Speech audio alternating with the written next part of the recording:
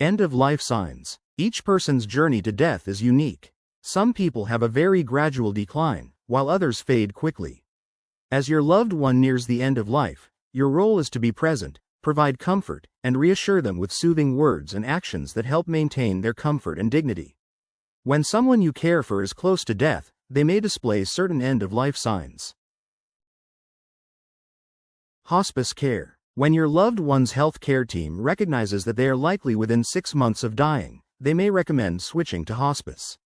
Hospice can offer specialized care for people with a terminal illness who are expected to die. Your loved one will still get treatment for pain relief and comfort, but hospice also offers emotional and spiritual support for them as well as family members. Most common end-of-life signs. Some signs you may notice as someone gets closer to death include changes in breathing. Being less active means you need less oxygen. You may notice your loved one's breathing becomes shallow, and more time passes between each breath. On the other hand, if they're feeling anxious, their breath could get faster. Sometimes, their breathing gets louder and they may make a rattling sound. This happens because their body can't reabsorb fluids in their throat or chest as well as it used to. It doesn't mean they're in discomfort or struggling to breathe. It may bother you more than it bothers them. Not eating or drinking. Near the end of life, it's normal to experience loss of appetite and reduced thirst. People need less fuel when they're not moving around much. Your loved one might have trouble swallowing, or feel that eating and drinking just takes too much effort. Never pressure them to eat or drink, as this could lead to gastrointestinal pain or even choking. If they want to and are able to swallow, you can offer them sips of liquid or small tastes of food. If their mouth seems dry, try giving them ice chips. Putting on lip balm to prevent chapping. Helping them drink with a straw or teaspoon. Using a damp sponge to moisten their lips. Skin color changes.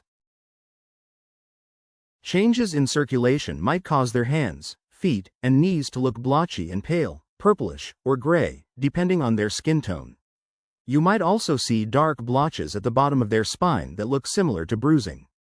This usually doesn't cause pain or discomfort. Sleeping a lot. Your loved one may sleep for most of the day and seem sleepy even when they're awake. They may lose consciousness for a little while or several days. Try to provide a soothing and calm environment by keeping lights dim, perhaps playing some soft music they enjoy, and holding their hand. While they might seem detached, they may still be able to hear you. Try speaking to them gently and soothingly. Being restless. Sometimes, people go through a period of restlessness, agitation, and confusion as they get closer to death. They may not recognize you or see and hear things that aren't there. Medications and chemical changes in the brain can lead to this. So can sleeping so much that it becomes hard to tell the difference between dreams and reality. Medications can help with agitation. You may also be able to calm your loved one by ensuring they have a peaceful environment. Speaking to them clearly, not correcting them if they get something wrong. Just staying nearby. Constipation or trouble peeing could also make someone feel agitated. Tell their healthcare team if you think this might be the case. Bathroom needs. It's not unusual for people to lose control of their bladder and bowels near the end of life. They may need to use incontinence pads or have a catheter inserted.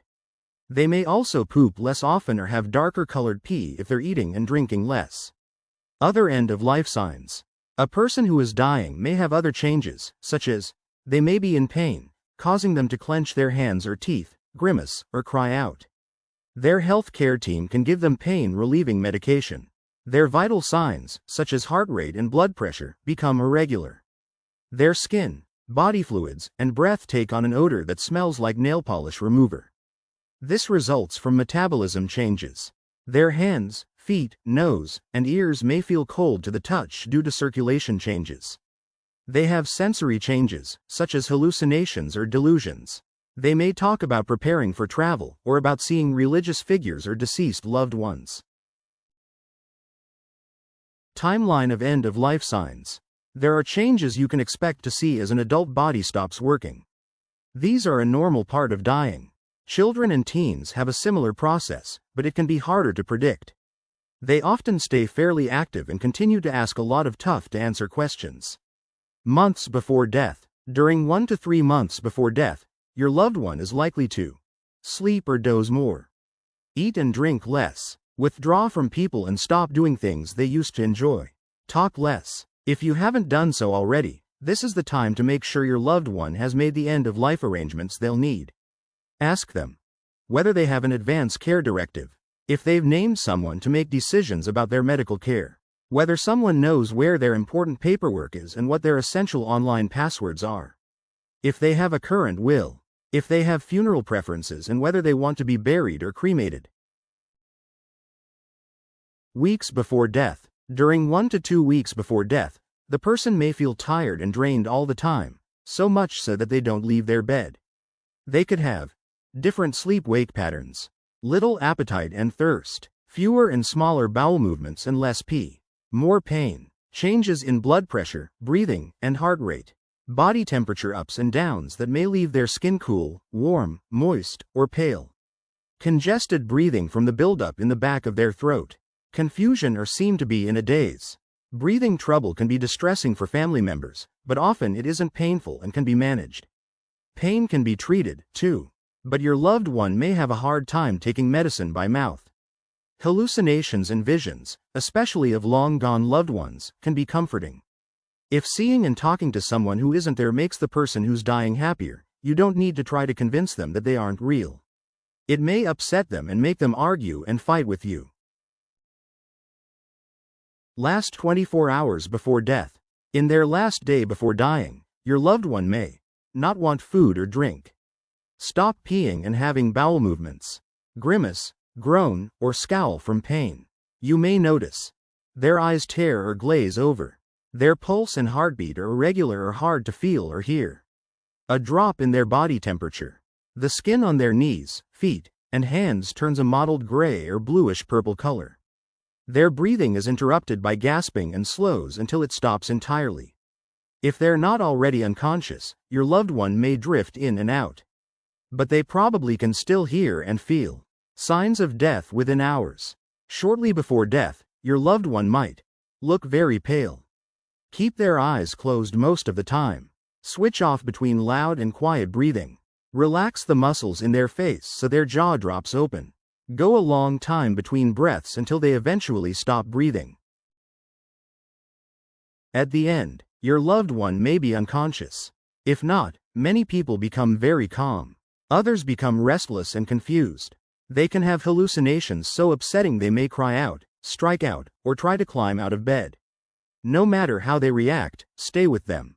Try to keep them calm with soothing music and gentle touch. Sometimes, medication helps. The room should be well lit, but not bright. Turn off the television and make the room as quiet and peaceful as possible.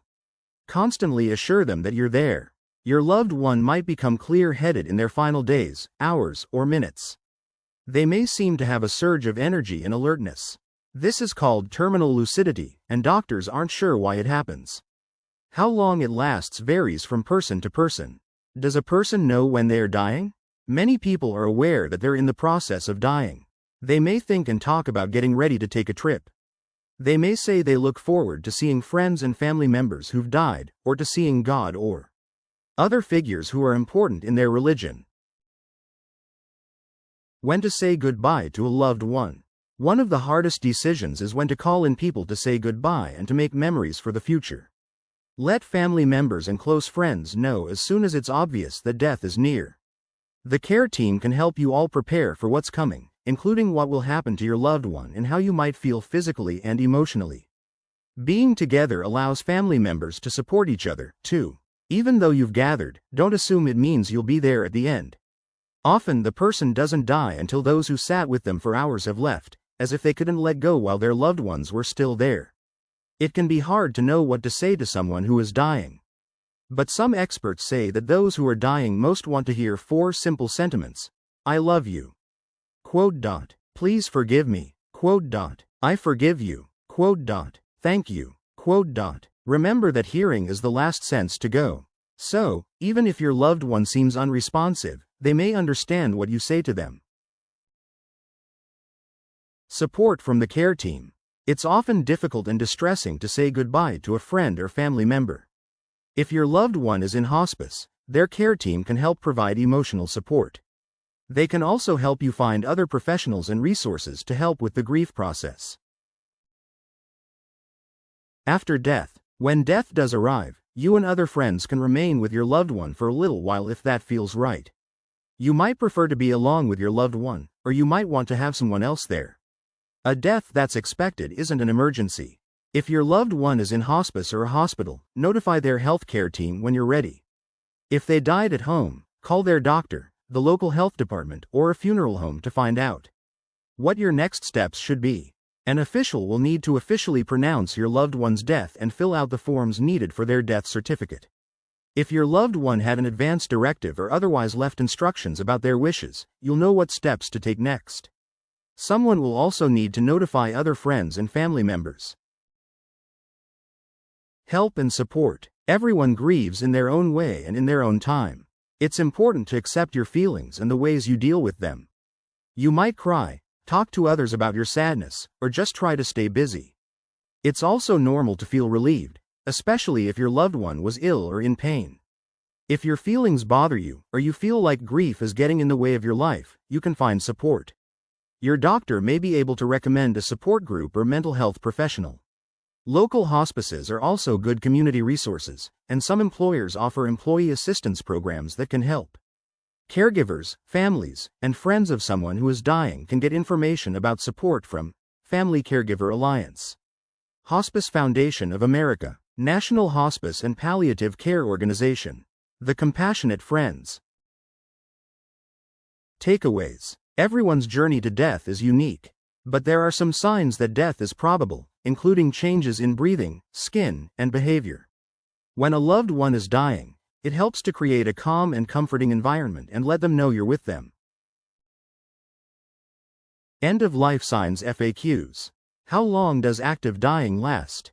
The process of death can last weeks or just a few hours. Active dying is usually defined as when a person's body is shutting down.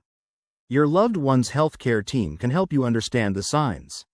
What are the stages of death? Doctors don't divide the process of death neatly into stages, and everyone's death takes a different course. But some symptoms you might notice at different times could be: early stage. The person eats and drinks less, sleeps more, and may seem to withdraw. Middle stage. They may look pale and have cold hands and feet. They could have changes in their vital signs and bathroom patterns. Late stage. They could become restless or confused. Their breathing becomes irregular and may make a rattling sound.